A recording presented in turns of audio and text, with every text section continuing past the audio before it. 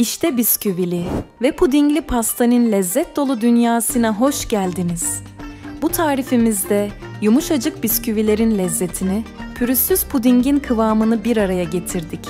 Her lokmada tatlı bir mola vaat eden bu pastayı yaparken size adım adım eşlik edeceğim. Hazır mısınız? Öyleyse hemen başlayalım ve bu lezzet yolculuğuna birlikte çıkalım. Yorumlarınızı ve beğenilerinizi bekliyorum. Haydi hep birlikte bu tarifin tadını çıkaralım. İlk olarak 1 adet yumurta ve 1 tutam tuzu biraz çırpıyoruz.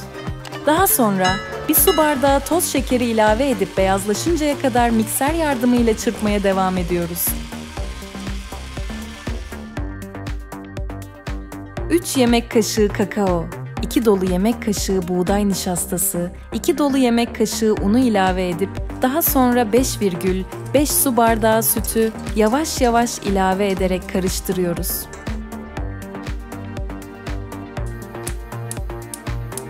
Bu karışımı ocağın en büyük gözünde yüksek ateşte, karıştırma işlemini hiç bırakmadan pudingin kıvamı göz göz olana kadar pişiriyoruz.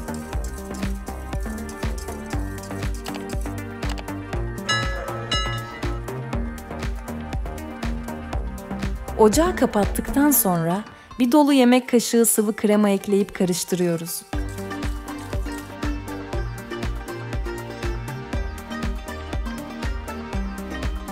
Bir buçuk paket klasik petibör bisküviyi videoda görüldüğü gibi sıralıyoruz. Çocukken annemin mutfağa girip bisküvileri ve pudingi bir arada gördüğüm o anı hiç unutmam. O zamanlar mutfağı saran vanilya kokusu, sabırsızlıkla beklediğimiz tatlı saatlerinin habercisiydi. Küçük bir dokunuşla hazırlanan bu pasta, aslında hepimizin çocukluğunda yer etmiş bir lezzet değil mi? Bisküvilerin yumuşacık dokusu, pudingin pürüzsüz kıvamıyla buluşuyor ve ortaya unutulmaz bir tat çıkıyor. Her lokmada geçmişe küçük bir yolculuk gibi.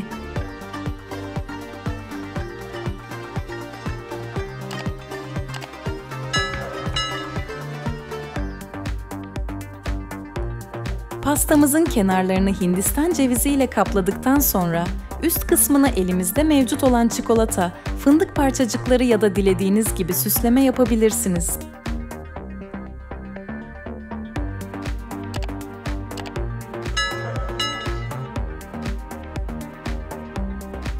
Beğenmeyi unutmayın. Çünkü bu tarif damaklarda iz bırakacak. Bisküvili pudingli pastamızın her lokması ayrı bir lezzet şöleni sundu, değil mi?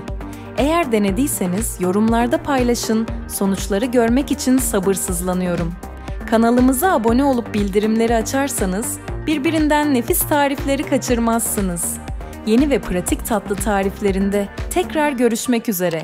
Şimdiden afiyet olsun. Hoşça kalın.